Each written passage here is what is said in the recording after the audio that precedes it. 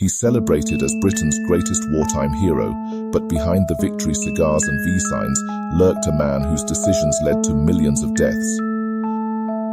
In the halls of history, Winston Churchill stands tall as the bulldog spirit of Britain, the man who helped defeat Nazi Germany.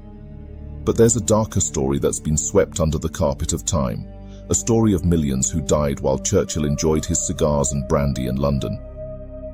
1943, Bengal, India. The streets were littered with corpses. Children with bloated bellies begged for scraps. 3 million people were about to die in one of history's most preventable famines. When officials telegraphed Churchill about the catastrophe, his response was chilling. He asked why Gandhi hadn't died yet. But this wasn't just callous indifference. Churchill actively diverted food ships from Bengal to build stockpiles for already well-fed European soldiers. When the Canadian government offered to send grain to India, Churchill blocked it. His own officials were shocked.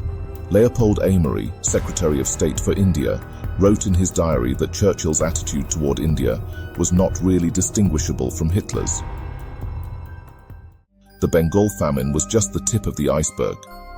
Churchill was an enthusiastic advocate for using chemical weapons against what he called uncivilized tribes. In 1919, as Secretary of State for War, he authorized the use of chemical weapons in Iraq, writing, "I am strongly in favor of using poisoned gas against uncivilized tribes. It would spread a lively terror." In Kenya, Churchill's colonial administration established detention camps during the Mau Uprising. Nearly 150,000 Kenyans were forced into these hellholes.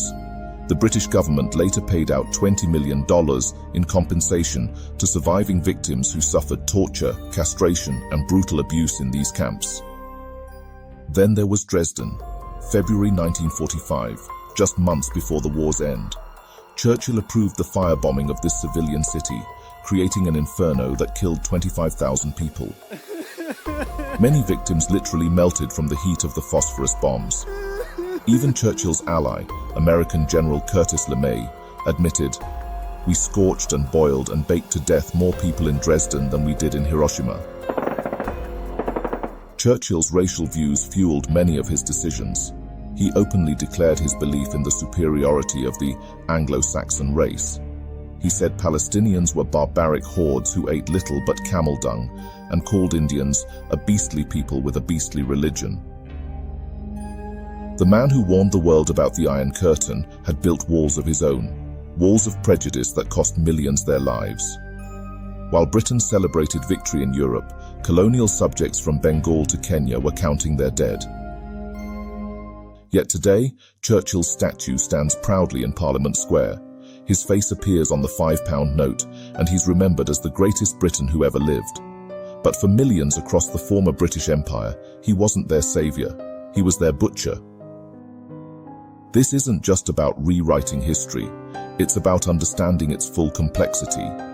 The same man who inspired a nation to stand against Nazi tyranny also perpetrated acts that, by today's standards, would be considered crimes against humanity. Churchill once said history would be kind to him because he intended to write it. Perhaps it's time we read between the lines.